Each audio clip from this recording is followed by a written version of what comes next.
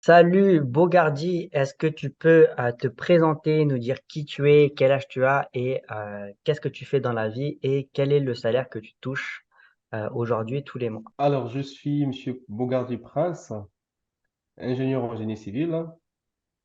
Je suis actuellement payé à 2100.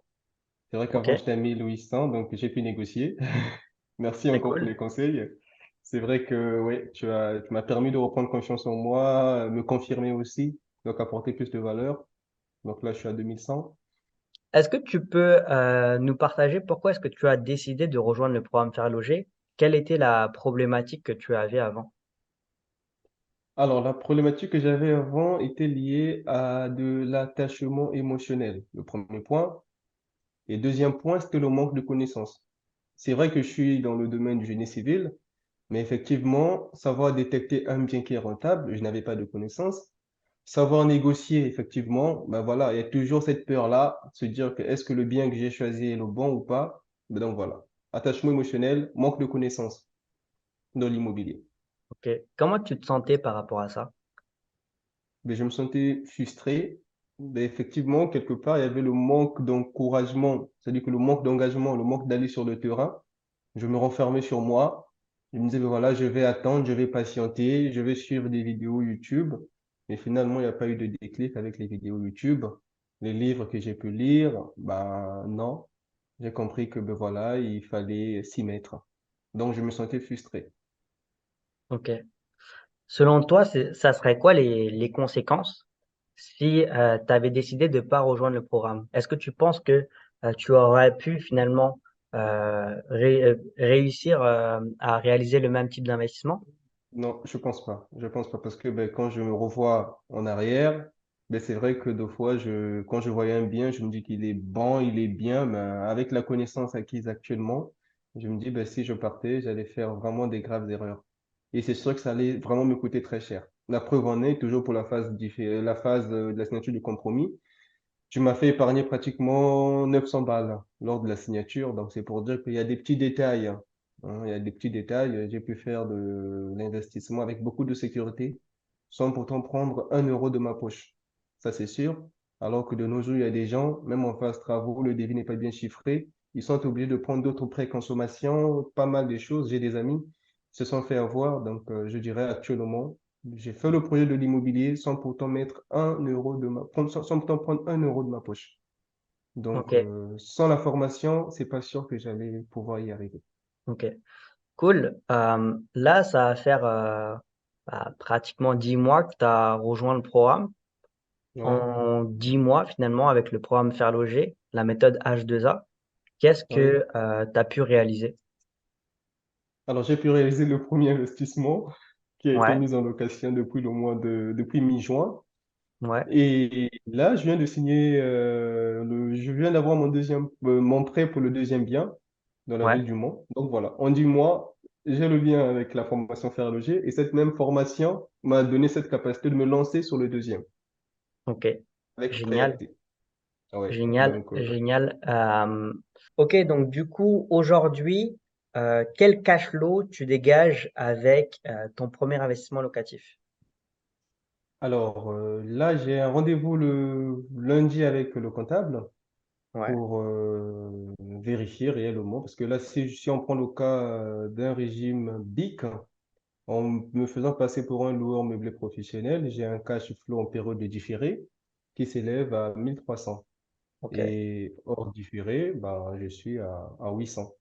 Par contre, ok, si je me fais passer pour un loueur meublé non professionnel, j'ai un cash flow de 1400 et en période de différé.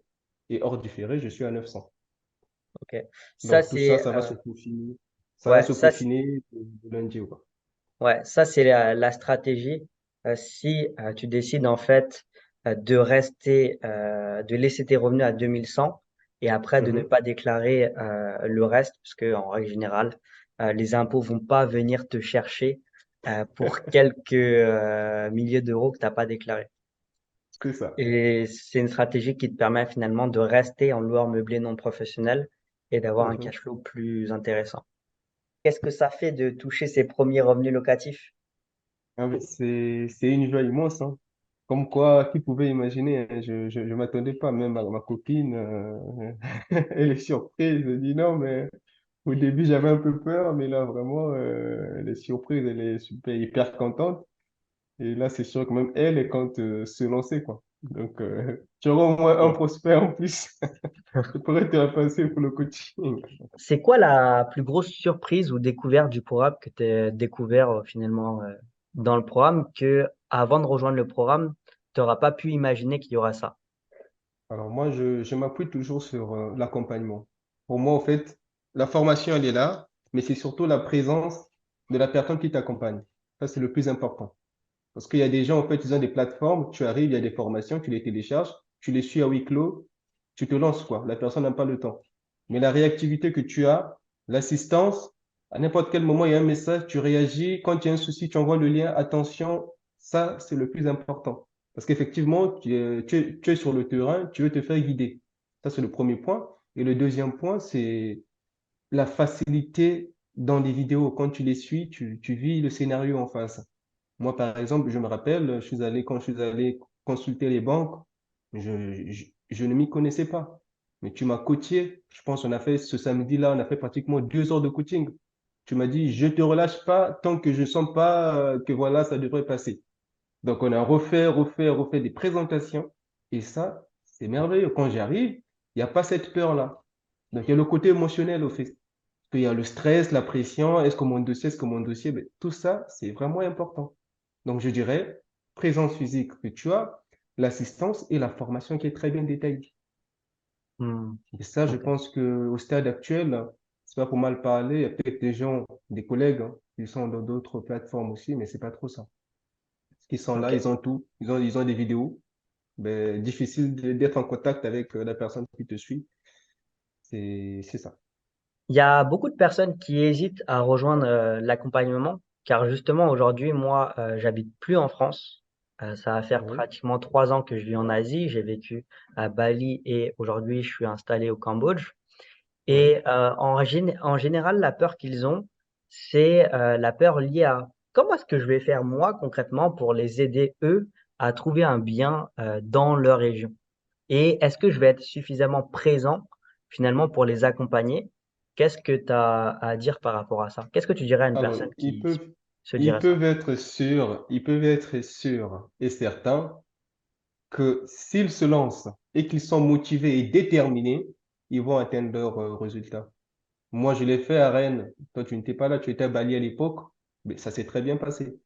Puisque les biens, c'est toi qui les cherches à ma place. Tu m'as proposé 10 biens. La semaine qui suivait, 10 autres. Mais dans les premiers 10 biens, je trouvais déjà le bien qui passait.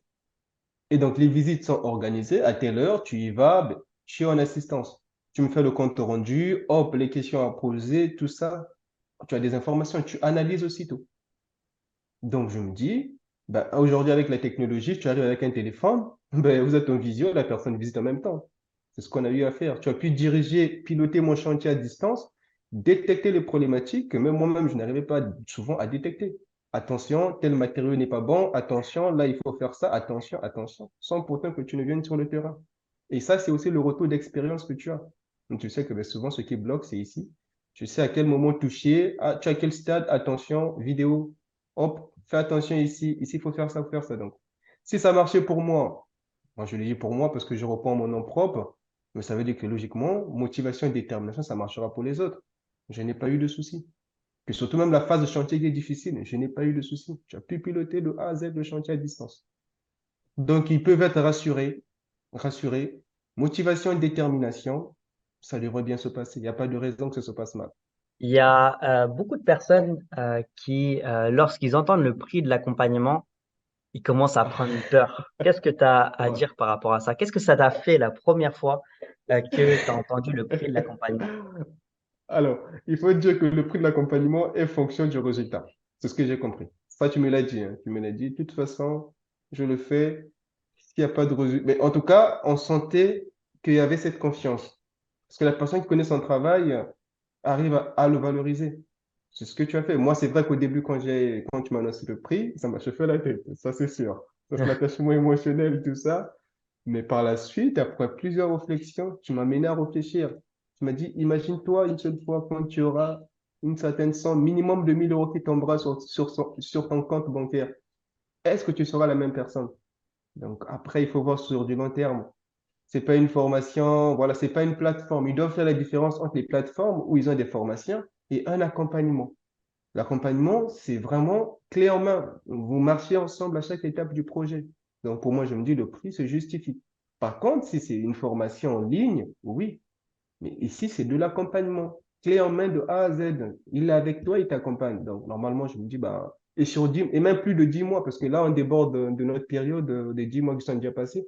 Tu es toujours avec moi pour vérifier le suivi, sans payer aucun frais. Ce que j'ai payé, c'est ce qui se poursuit jusqu'ici. Donc, pour moi, je me dis, le prix justifie le résultat.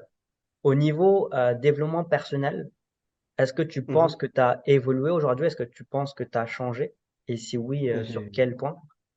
j'ai beaucoup changé. Le développement personnel, j'ai beaucoup changé. C'est vrai que le mot attachement émotionnel, la confiance en soi, savoir se vendre. J'ai commencé, j'étais un jeune ingénieur débutant. Mais en faisant le coaching, ben, il rentre aussi dans ta vie personnelle, te motiver. Voilà, parce qu'au fait, avec l'attachement émotionnel, souvent quand tu as des problèmes personnels, ça peut facilement affecter l'avancement des affaires et tout ce qui va avec. Donc, il essaie de balayer tous ces sujets. J'ai repris confiance en moi. Aujourd'hui, j'arrive à mieux me défendre, même dans le plan du travail, à solliciter même des augmentations. Et aussi, surtout le plus important, tu m'as appris à pouvoir dire non. C'est vrai qu'au début, quand je commençais, le poids du travail, je disais non, non, non, mais Bocardi, tu as des yeux rouges, non, non, non, mais il faut apprendre à dire non quand ça se passe mal. Là, on sent quand même qu'il y a une certaine liberté. Je sens qu'il y a quand même une certaine discipline dans ma vie. Donc voilà, je dirais que c'est pas seulement de l'immobilier, mais c'est tout ça, c'est tous ces sujets personnels, développement personnel et tout ce qui va avec. Ok. Le mot pour la fin, qu'est-ce que tu dirais à une personne qui hésiterait à rejoindre ce programme? Je dirais que la personne passe à côté d'un grand bonheur, hein. Après, comme on dit, je suis pas Dieu, mais bah voilà, je sais pas comment témoigner, mais voilà, c'est la personne passe à côté d'un grand bonheur parce que bah, si la personne pouvait imaginer le temps à perdre, c'est le moment, de toute façon, de se lancer. Il faut se lancer, il faut y aller et ne pas voir vraiment le côté argent, mais voir le résultat. Aujourd'hui, moi, on dit moi, j'ai mon bien qui me rapporte de l'argent et là, j'ai un deuxième qui vient d'être signé. Donc, comme quoi, c'est un très bon programme. Aujourd'hui, je suis content de revenir faire ce témoignage parce que c'est toujours important, après d'avoir fait un long parcours, d'avoir cette gratitude, de revenir avec cette positivité, de témoigner. Quand c'est bien, il faut savoir le témoigner. Quand c'est bien fait, il faut savoir avoir cette gratitude-là. Donc voilà, le suivi s'est très très bien passé. Phase recherche de biens, signature, travaux, mise en location, très très bien passé. De toute façon, l'accompagnement se poursuit.